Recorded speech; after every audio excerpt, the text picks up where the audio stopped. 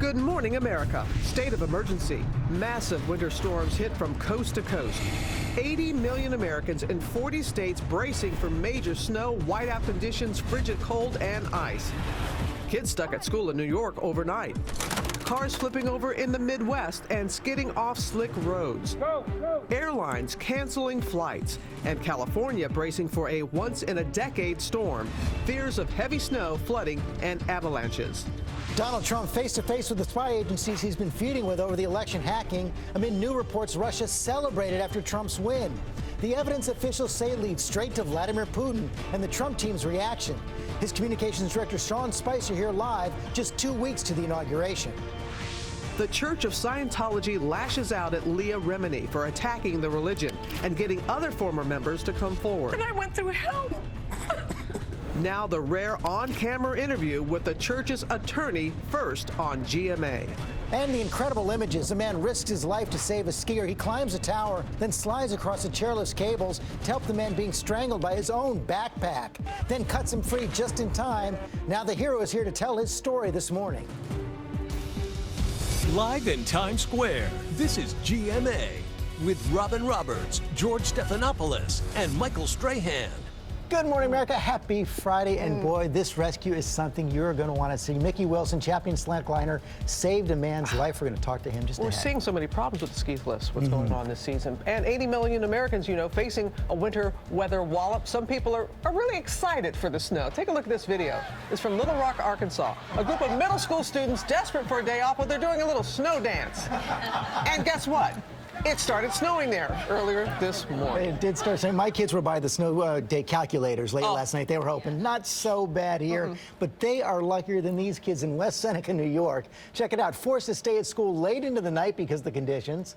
You see them on the sleeping bags right there. Eventually, they did get a bus able to take them home, but that snow's still coming down for so many in so many places. Ginger tracking it all. That's right. It is snowing this morning from Texas and Oklahoma all the way to right here in New York and parts of New England. So look at this. Almost the entire nation in some sort of winter weather alert. These are wind chill warnings. We've got flood warnings out in the west, but look at that, from New Mexico right through Virginia and Maryland. We're concerned about a winter storm. That's the second winter storm. The first one making its way through the Northeast right now, and that's where we find our Rob Marciano. He's in Shirley, New York this morning. Good morning, Rob.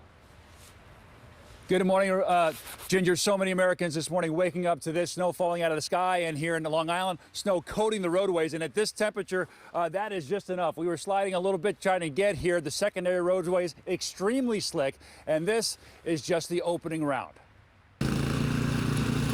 This morning, the start of a wintry weather weekend. For East Coasters, whiteout conditions blasting parts of New York State. Go, go! With some residents digging out of over 2 feet of snow. In Buffalo, a graveyard of cars on the road.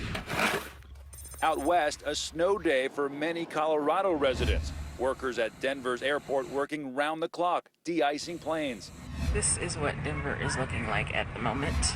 And in Nevada, authorities urging drivers to stay off this highway near Reno after 2 people were rescued from an avalanche. Dangerous commutes for drivers across the Midwest. In Kentucky, car wrecks scattered across the snowy and icy streets. The snow's coming down really hard. And in the South, the preparation begins for the winter storm expected to hit tonight, with states of emergencies already declared in Alabama and Georgia. We do feel fortunate that it's coming in potentially on a Friday night, where we will have the weekend to really address the roads. They're hoping that weekend timing helps, but just 3 years ago, the Southeast got paralyzed by a similar storm, so they are hustling, especially in cities like Atlanta, to pre-treat the roadways there. That's coming in tonight. That same system will clip eastern New England, including Long Island, and now a winter storm watch has been posted for right here this weekend. Robin? All right, Robin. As you know, the nation's airports are bracing for the winter weather, delaying and canceling hundreds of flights. ABC's David Curley joins us now from Reagan National, just outside of D.C. Good morning, David. Morning, Robin. The airlines are already preparing for this storm, and in the next couple of hours, they will be looking at the latest forecast. That will make their decision. Do they move crews? Do they move jets? Do they cancel more flights? Now, every airline has their own team of meteorologists. In fact, just 2 weeks ago, we're in United Airlines Command Center looking at their weather team, putting together their forecast for their airline and what they're going to do. But already we have seen nearly 300 flights canceled for today, delays as well. For tomorrow, 43 flights have already been canceled. And that's the number that could go up once the airlines look at that forecast a little bit later this morning. You know, but one airline told us, guys, that they've been preparing for storms like this since September.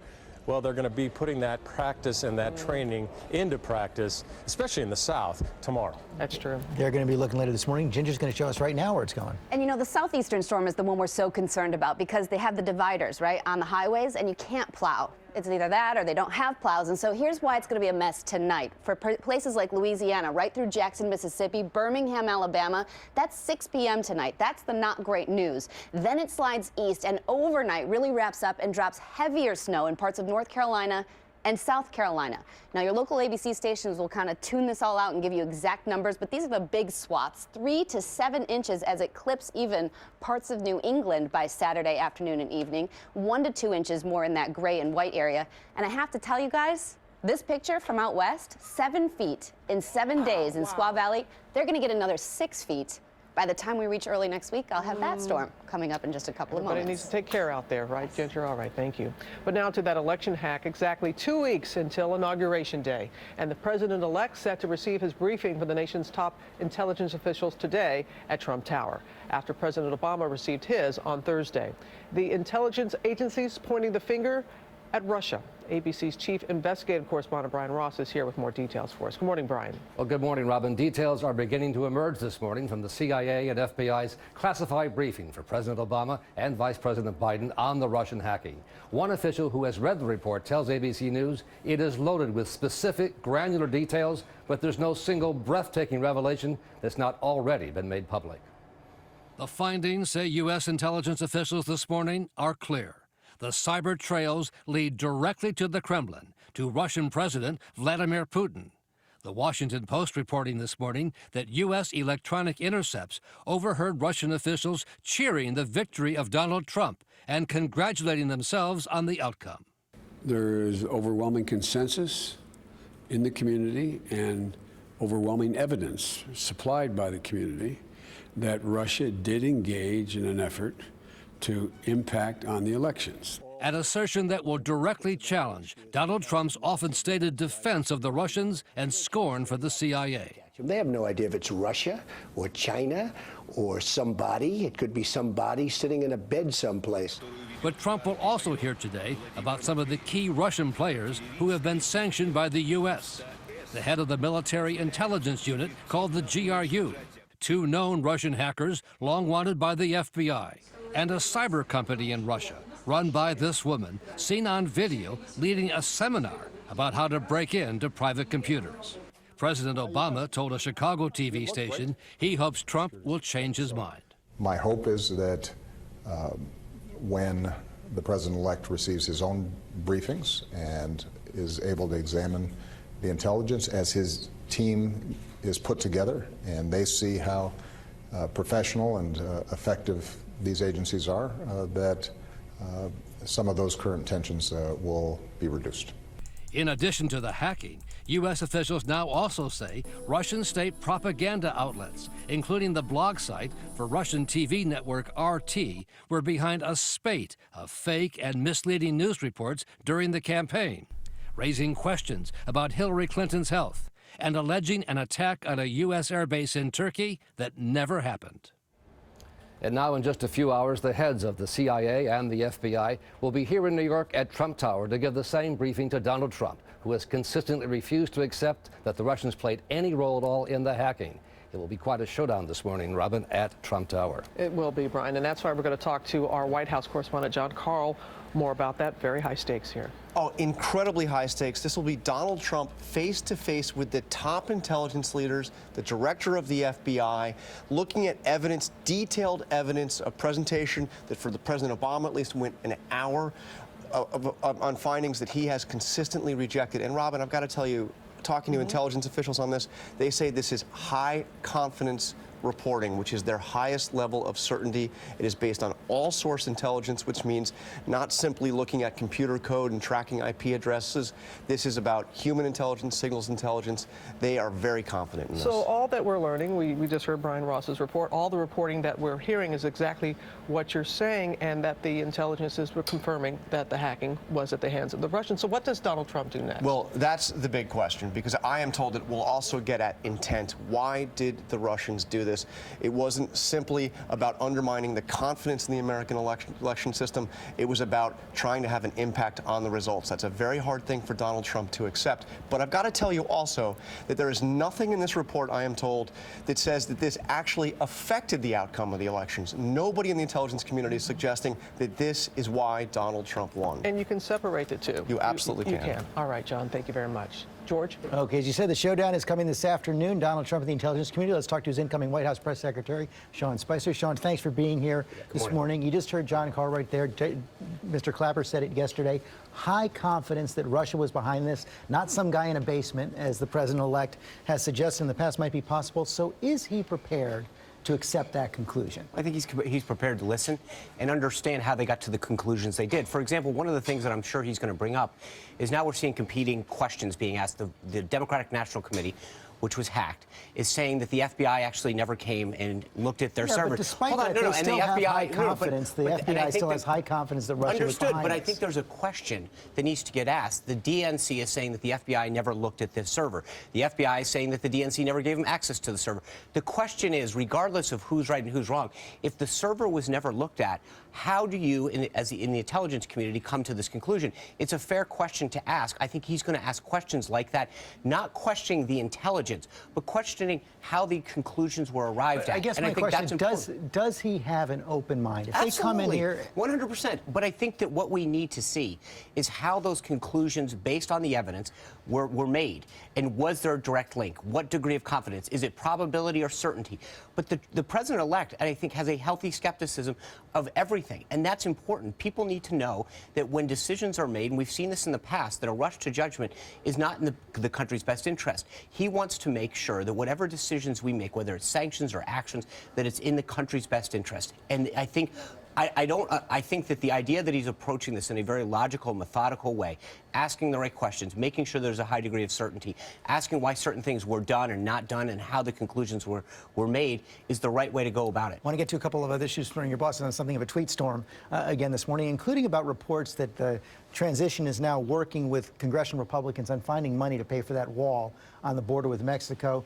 Donald Trump's tweet, the dishonest media does not report that any money spent on building the Great Wall for sake of speed will be paid back by Mexico later. So let's just go through this. Is it true that the transition is working with congressional Republicans on paying for the wall? Well, I think this is something that he said on October 22nd. He said, don't worry about it. Remember, I said Mexico's paying for the wall with the full understanding the country of Mexico will be reimbursing the United States for the full cost of the wall. But he's been very consistent about that. So the idea that we're going through the appropriations process and figuring out how to pay for it, it shouldn't be a surprise to anybody. How it's repaid. But what's dishonest about that reporting? But because in several media outlets that I've seen this morning, they say that he's going back on a promise that he's made. That's what he said in October. He's been very consistent with that. The idea that people are trying to twist that and make it seem like it's a broken promise, when in fact Mexico says they're not paying for the wall. But that doesn't mean he broke his promise. He's talking very clearly about the appropriations process, how the wall will be funded, and then how it will be repaid. That's consistent with what he said all along. How is Mexico going to pay for that wall? Again, I think he's going to continue to talk about how that,